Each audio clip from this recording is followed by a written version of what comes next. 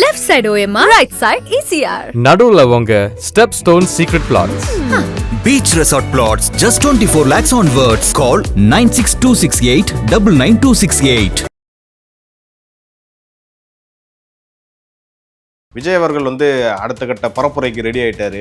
வேலூர்ல ஸ்டார்ட் பண்ண போறாங்க சார். பிப்ரவரி மாதம் 2வது வாரத்துக்குள்ள அமைச்சர் திரு துரைமுருகன் அவர்களோட கோட்டையில ஓட்ட போட போறதுக்கான வேலையை ஸ்டார்ட் பண்ண போறாரான்னு தெரியல. நீங்க தானேப்பா எல்லாரும் பத்திரிகையிலேருந்து அது எதிர்கட்சிகள் வரைக்கும் பிரச்சாரத்துக்கு வரல, வெறும் ஒரு படம் இதுவாகிடுச்சுன்னா திருப்பி அப்படியே முடங்கிட்டாருன்னு சொல்கிறீங்க. தேர்தல் பிரச்சாரம் ஏர்லியராக தொடங்குனது விஜய். அது கரூர் நடக்கலைன்னா ஒரு ரவுண்ட் முதல்ல எப்போவுமே முடிஞ்சிருக்கும். செகண்ட் ரவுண்டுக்கு ஸ்டார்ட் ஆகிருக்கும். இப்போ அது ஒரு ரவுண்டோட கம்ப்ளீட் ஆகிற மாதிரி இருக்குது. திரு விஜய் அவர்கள் NDTV ஆங்கில ஊடகத்துக்கு ஒரு நேர்காணல் கொடுத்துருக்காரு. நிறைய விஷயம் பேசியிருக்காரு சார். கரூர் சம்பவத்திலேருந்து ஏன் ஒரு அரசியலுக்கு வந்தார், அப்புறம் ஒரு ரோல் மாடல் யாருன்றது கேட்டு தான் ரொம்ப ஒரு உண்மையில ஷாக்கிங்காக இருக்குது. யாருன்னு சொன்னாலும் பார்த்தீங்கன்னா அம்மையார் ஜெயலலிதாவை சொல்லியிருக்காரு, எம்ஜிஆரை சொல்லியிருக்காரு, இன்னொருத்தர் யாரா கலைஞரையும் சொல்லியிருக்காரு சார். அதுதான் அரசியல், ஓட்டு அரசியல்னு சொல்லுறது. இப்போ என்னென்னா, முந்தைய வரைக்கும் அதிமுக ஓட்டை பிரிக்கிறோம் அப்படின்னு இருந்தவர் ஜெயலலிதா எம்ஜிஆரை ஃபோக்கஸ் பண்ணிட்டு இருந்தார். இப்போ திமுக ஓட்டையும் நம்ம வாங்கணும். ஏன் இந்த கேள்வினா சார், இது வரைக்கும் பார்த்தீங்கன்னா அதிமுகலேருந்து சில பேர் தலைவர்கள்லாம் தாவேகா பக்கம் வந்திருக்காங்க. ஆனால் திமுகலேருந்து பெரிய தலைவர் யாரும் வரல. ஒரு எம்எல்ஏ வர மாதிரி இருந்தது, அதெல்லாம் நிறைய டாக்கு இருக்குது. இப்போ ஒரு எக்ஸ் மினிஸ்டர் வர மாதிரி இருந்தது. பட் கலைஞரை அவாய்ட் பண்ணியிருக்கலான்றது என்னுடைய பர்சனல் ஒப்பீனியன். போன தடவை சொல்கிறேன், இப்போ சொல்கிறேன். அதே NDTV இதில் பார்த்தீங்கன்னாலே விஜயை பற்றின இன்டர்வியூ இன்றைக்கி தான் டெலிகாஸ்ட் பண்ணாங்கன்னு நினைக்கிறேன். நேற்று அந்த ரிப்போர்ட்டர்ஸ் பேசினது மட்டும் ஒரு பைட்ஸ் கொடுத்துருந்தாங்க. நீங்கள் அதை பார்த்தீங்கன்னா தெரியும். 1.25 லட்சம் வியூ NDTVயில் வியூ. திரு எடப்பாடி பேசினது 2000 வியூ, 1200 வியூ. திரு உதயநிதி ஸ்டாலின் பேசினது 600 வியூவில் 800 வியூவில் ஒன்றும், 1200 வியூவில் ஒன்று. ஸோ அதில் அருண்ராஜ் ஐஆர்எஸ் இருக்கார்ல, அவர் பேசினது 21,000 வியூ. தாவேகாவை சேர்ந்தவங்க யார் பேசினாலும் வியூஸ் போகுது. அப்போ அங்கே இருக்கு.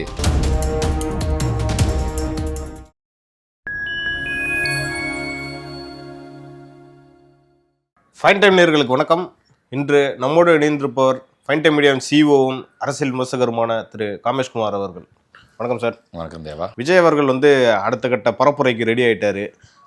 பர்மிஷனும் கேட்டிருக்காங்க. எங்கன்னு பார்த்தீங்கன்னா வேலூரில் ஸ்டார்ட் பண்ண போகிறாங்க சார். பிப்ரவரி மாதம் 2வது வாரத்துக்குள்ளே ஸ்டார்ட் பண்ணிடுவாங்கன்னு நினைக்கிறேன். எங்கன்னா அமைச்சர் திரு துரைமுருகன் அவர்களோட கோட்டையில் ஓட்ட போட போகிறதுக்கான வேலையை ஸ்டார்ட் பண்ண போகிறாரான்னு தெரியல. அவருடைய பரப்புரை இதுக்கப்புறம் எப்படி இருக்க போகுது, டீட்டெயிலாக சொல்லுங்கள். நீங்கள் தானேப்பா எல்லாரும் பத்திரிகையிலேருந்து அது எதிர்கட்சிகள் வரைக்கும் பிரச்சாரத்துக்கு வரல, வெறும் ஒரு படம் இதுவாகிடுச்சுன்னா திருப்பி அப்படியே முடங்கிட்டாருன்னு சொல்கிறீங்க. ஒரு நீங்கள் என்ன வரலன்றீங்க, வந்த உடனே கரூர் மாதிரி இன்சிடென்ட் நடந்து ஒரு பிரேக் கொடுத்தா அதை திருப்பி விமர்சிக்கிறீங்க, கரூரையும் விமர்சிக்கிறீங்க, அந்த பிரேக்கையும் விமர்சிக்கிறீங்க.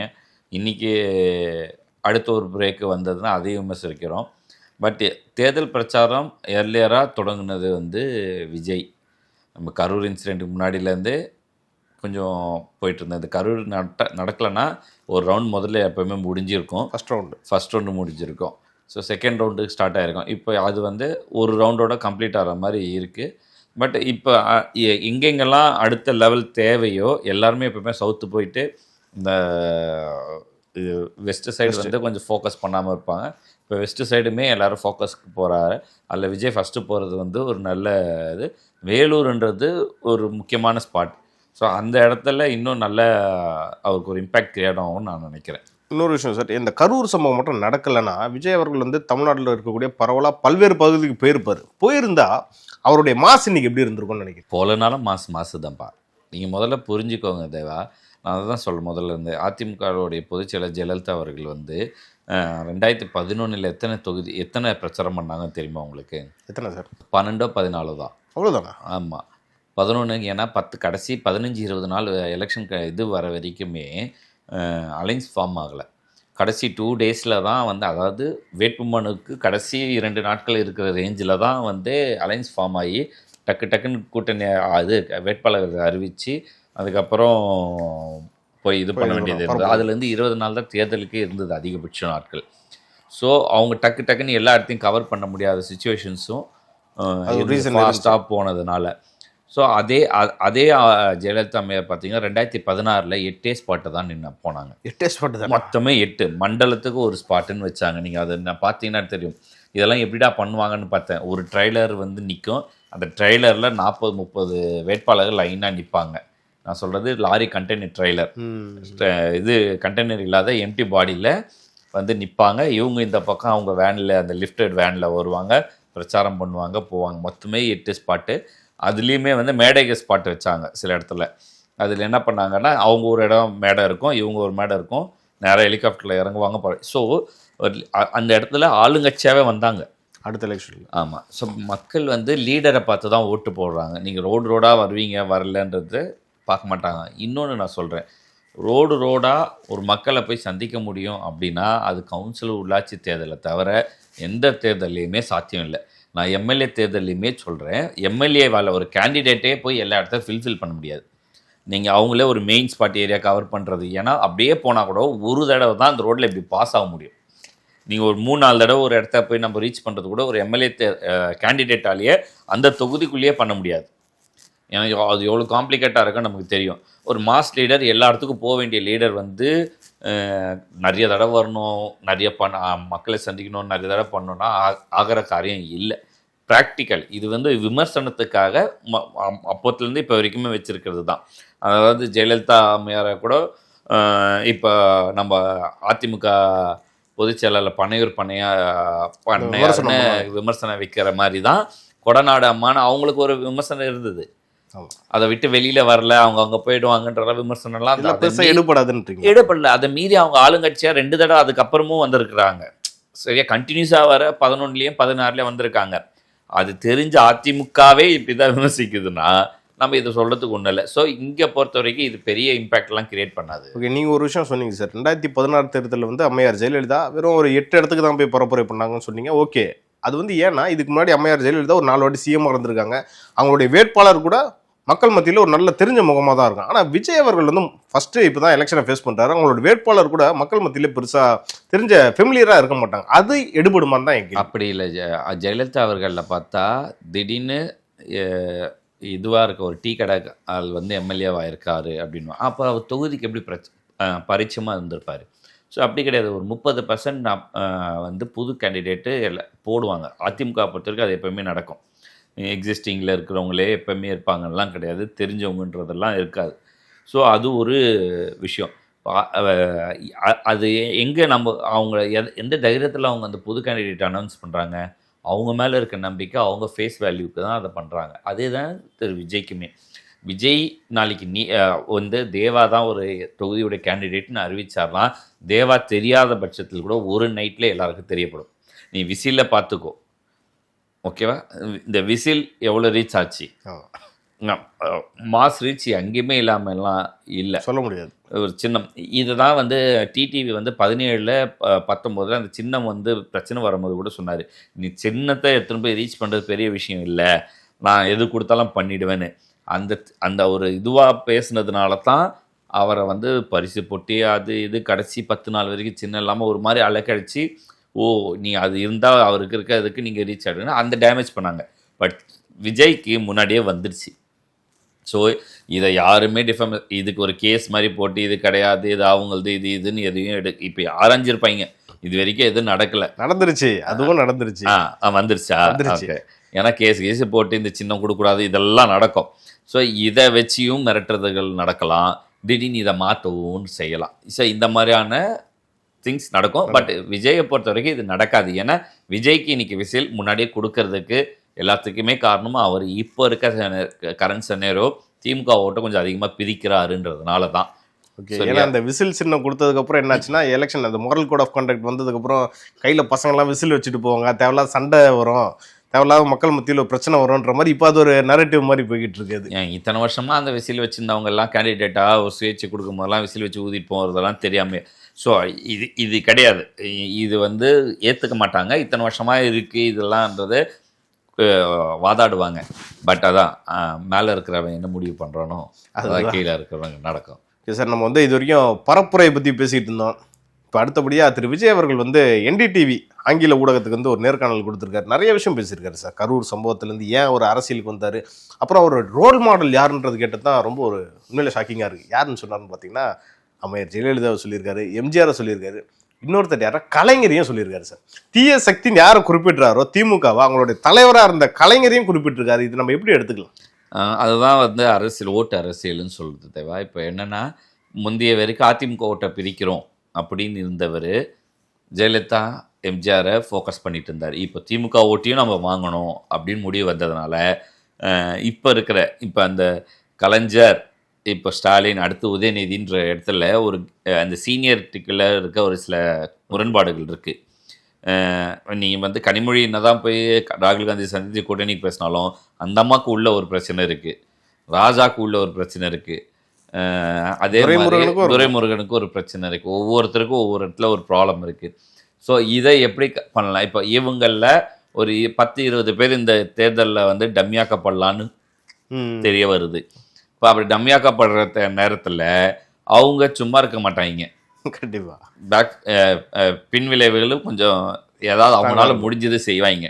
அந்த செயல்பாடு டிவிகேக்கு வந்து பெனிஃபிட்டாக போகணும்னு நினைப்பாங்க. அதனால தான் கலைஞரும் இப்போத்துலேருந்து இணைஞ்சிட்டாரு. ஆனால் டு பி ஃப்ராங்க், விஜய் இருக்க ஸ்டண்ட் வந்து திமுக விசஸ் விஜய்ன்னு போகும்போது கலைஞரை அவர் அவாய்ட் பண்ணியிருக்கணுன்றது என்னுடைய பர்சனல் ஒப்பீனியன். ஏன் இந்த கேள்வினா சார், இது வரைக்கும் பார்த்தீங்கன்னா அதிமுகலேருந்து சில பேர் வந்து தலைவர்கள்லாம் தாவேகா பக்கம் வந்திருக்காங்க. ஆனால் திமுகலேருந்து பெரிய தலைவர் யாரும் வரல இந்த வரைக்கும் தாவேகால. மேபி அதுக்கான ஒரு அச்சாரமாக நம்ம எடுத்துக்கலாம். ஒரு எம்எல்ஏ வர மாதிரி இருந்தது, அதெல்லாம் நிறைய டாக்கு இருக்குது. இப்போ ஒரு எக்ஸ் மினிஸ்டர் வர மாதிரி இருந்தது, இதெல்லாம் வந்து டாக்காக இருந்தது. பட் ப்ராக்டிக்கலாக இல்லை. பட் அது வந்தால் கூட அது கலைஞர் தலைவர்னு சொன்னால் வந்துடுவாங்களா அப்படின்னா ஏற்புடையது இல்லை. அவன் சுயநலத்துக்கு தான் யாராக இருந்தாலும் வருவான். அவனுக்கு எம்எல்ஏ தொகுதி, அவனுடைய மந்திரி பதவி, அவனுடைய லோக்கல் பாலிடிக்ஸு, அவனுக்கு சீட்டு மறுக்கப்படும் அப்படின்னு வேற ஆள் அந்த இடத்துல ஃபோக்கஸ் பண்ணுறாங்கன்னு தெரிஞ்சால் இப்படிலாம் இருக்கிறவன் தான் மாற்று கட்சிக்கு முதல்ல மாறுவான். ஸோ அதுக்கும் கலைஞருக்கும் சம்மந்தம் இல்லைன்னு. பட் இப்போ யாரோ அவருக்கு நெகட்டிவ் கொடுக்குறவங்க கலைஞரை சேர்த்து சொல்லியிருக்காங்க, அவர் சொல்கிறாருன்னு தான் நான் பார்க்குறேன். பட் கலைஞரை அவாய்ட் பண்ணியிருக்கலான்றது என்னுடைய பர்சனல் ஒப்பீனியன். போன தடவை சொல்கிறேன், இப்போவும் சொல்கிறேன். இதனால் அவருக்கு எதுவும் பின்னடைவு எதுவும் ஏற்படுமா? இல்லை, இப்போ என்னென்னா, நான் முதலேருந்து சொல்லிட்டு இருக்குது என்னென்னா, திமுக விசஸ் அதர்ஸ்ன்றது தான் நம்ம தமிழ்நாட்டு காலம். 30% வந்து திமுக ஒரு 1967 அந்த காலகட்டத்திலேருந்தே வர்றீங்கன்னா தொடங்கப்பட்ட எல்லா கட்சியும் திமுக எதிர்த்து தொடங்கப்பட்ட கட்சிகள் தான். ஸோ அந்த விசஸ்ன்னு வரும்போது நீங்களும் அது அப்படி வரும்போது தான் உங்களுக்கு அந்த இம்பேக்ட் அதிகமாக இருக்கும்னு நான் நினைக்கிறேன். நீங்கள் அதுக்கும் ஆதரவு கொடுத்துட்டீங்க அப்படின்னா அதுக்கு நான் அவங்களுக்கே போட்டுருவேன்ற பேட்டர்னில் வந்ததுன்னா, கலைஞருக்கு ரோல் மாடலாக இவர் வச்சுருக்காரு. கலைஞருடைய கட்சியே திமுக, அவர் கட்சி இல்லை, அவருடைய மகன் கட்சி அப்படின்ற மகன் தலைவராக இருக்க கட்சிக்கு ஓட்டு போடுறன்ற ஒரு யோசனை ஏன் வராது? ஸோ அதை நான் அந்த அபோவ் 50 இந்த அபோவ் 50 ஓட்டர்ஸ் வந்து விஜய்க்கு எந்த அளவுக்கு இம்பாக்ட் கிரியேட் பண்ணணும்னு தெரியல. எனக்கு பிலோ 50 நிறைய இம்பாக்ட் கிரியேட் பண்ணும். ஸோ அதனால் கலைஞரை அவாய்ட் பண்ணலாம். அவர் சேர்க்கறதுனால பெரிய இது இல்லைன்னு. ஏன்னா இன்றைக்கி எல்லாருமே ஜெயலலிதாவை பற்றி பேசுகிறாங்க, எம்ஜிஆரை பற்றி பேசுகிற அளவுக்கு யாரும் கலைஞரை பற்றி பேசலை. அது எல்லாரும் புரிஞ்சுக்கணும், திமுக காரங்களை தவிர. நீங்கள் அதிமுக ஜெயலலிதாவை ஒரு காமன் பீப்புள் கிட்ட போனீங்கன்னா அந்த அம்மா பண்ண மாதிரி ஸ்ட்ராங்கான ஒரு லேடி யாரும் இல்லைன்றத எல்லா கமெண்ட்டுக்குமே கொடுப்பாங்க. எம்ஜிஆர் மாதிரி ஒரு வள்ளல் இல்லைன்ற ஒரு 70 வயசு பாட்டியை கேட்டால் சொல்லுவாங்க, தாத்தா கேட்டால் சொல்லுவாங்க. அது வேற. கலைஞருக்கு அந்த மாதிரியான ஒரு இம்பாக்ட், பொதுவான தலைவர்ன்ற அந்த பார்வை இல்லை. அது வந்து நம்ம ஏற்றுக்கணும். ஸோ அதை நம்ம எடுக்கிறத வந்து அவாய்ட் பண்ணியிருக்கலான்றது தான் என் பாயிண்ட். அப்போ இது வரைக்கும் திமுகவை கடுமையாக எடுத்துகிட்டு இருந்தார், விஜய் எடுத்துகிட்டு இருந்தார். ஆனால் இப்போ வந்து கலைஞரையும் நான் ரோல் மாடலாக எடுத்துக்கிட்டப்போ இந்த கலைஞரை எதிர்ப்பவங்க இருப்பாங்கல்ல சார், அவங்களோட வாக்கை வந்து இவர் வந்து வாங்க தவறிட்டார். அதுக்கப்புறம் அது மிஸ் ஆகிறதுக்கு அவரையும் தலைவராக நம்ம அதுதான் நான் சொன்னேன், அதை தவிர்த்திருக்கலான்னு சொல்கிறது அந்த ஒரு விஷயம் தான். ஏன்னா திமுக வேணான்றவன் அதிமுகவும் வேணான்றவன் இருக்கான், அவன் உங்களுக்கு போட போகிறான். அதில் திமுக ஸ்ட்ராங்காக வேணாம் அப்படின்னும் போது தான் உங்களுக்கு மாறும். எப்போவுமே அதிமுகவுக்கு ஒரு 5% ஓட்டு இந்த திமுகவுக்கு போடக்கூடாதுன்றவங்க போடுறவங்க அதிகம். ஒரு 5-10% ஓட்டு இருக்குது. அது உங்களுக்கு மடைமாறுறதுக்கான வாய்ப்பு அதிகமாக இருக்குது. இப்போ நீங்கள் கலைஞரை எடுக்கும் போது அது திருப்பி விஜய் அதிமுக பக்கமோ அதர் சீமான் பக்கமோ போகிறதுக்கான வாய்ப்பு இருக்குல்ல. ஸோ அதை அவாய்ட் பண்ணியிருக்கலான்றது தான் என் பாயிண்ட்டு. அதே என்டிடிவி இதில் பார்த்தீங்கன்னாலே விஜயை பற்றின இன்டர்வியூ இன்றைக்கி தான் டெலிகாஸ்ட் பண்ணாங்கன்னு நினைக்கிறேன். நேற்று வந்து அந்த ரிப்போர்ட்டர்ஸ் பேசுனது மட்டும் ஒரு பைட்ஸ் கொடுத்துருந்தாங்க. நீங்கள் அதை பார்த்தீங்கன்னா தெரியும். 1.25 லட்சம் வியூ வந்து என்டிடிவியில் வியூ. திரு எடப்பாடி பேசுனது 2000 வியூ, 1200 வியூ. இது உதயநிதி ஸ்டாலின் பேசுனது 600 வியூவில் 800 வியூவில் ஒன்றும் 1600 வியூவில் ஒன்று. ஸோ அதில் அருண்ராஜ் ஐஆர்எஸ் இருக்கார்ல, அவர் பேசுனது 21,000 வியூ. தாவேக்காவை சேர்ந்தவங்க யார் பேசினாலும் வியூஸ் போகுது அப்போ அங்கே இருக்கு. ஸோ அதில் விஜய் பேசாத வீடியோவுக்கு விஜயை பற்றி அந்த ரிப்போர்ட்டர்ஸ் எக்ஸ்பிளைன் பண்ணுறதுக்கு 1.25 லட்சம் வியூ. நான் இது வந்து காலையில் பார்த்த டேட்டா, ஓகேவா? ஸோ இந்த வியூஸ் நீ அதில் கீழே போய் ஸ்க்ரோல் பண்ணி பாருங்கள், ஒவ்வொருத்தர் அடுத்தடுத்து வருது.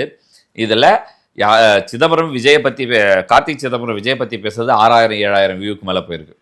அதாவது வெறும் விஜய்னு அந்த ஃபோட்டோ அங்கே போட்டு பண்ணுது. ஸோ என்டிடிவி நார்த் சைட்லேருந்து எடுத்தாலுமே இம்பேக்ட் வந்து விஜய்க்கு இருக்குன்றதை நான் சொல்கிறேன். சோஷியல் மீடியாவில் தென்னெழுச்சியாக இருக்குது. ஸோ இது விஜய்க்கு ரொம்ப பாசிட்டிவாக இருக்கும். ஸோ இந்த மாதிரி நடுவில் இருக்கிற குழப்பத்துக்கு வழிவகுக்காமல் அவர் ஏற்கனவே எடுத்த ஸ்டாண்டை கரெக்டாக மூவ் பண்ணி போனால் சூப்பரான சக்ஸஸ் கரெக்டாக இருக்கும். ஓகே சார், நம்ம தாவேக்கா மற்றும் திரு விஜய் அவர்கள் அந்த பேசினது எல்லா பற்றியும் நம்ம இன்னைக்கு பேசணும். இது குறித்து அடுத்தடுத்த நிகழ்ச்சிகள் இன்னும் நம்ம டீட்டெயிலாக பேசலாம் சார். நன்றி. வணக்கம்.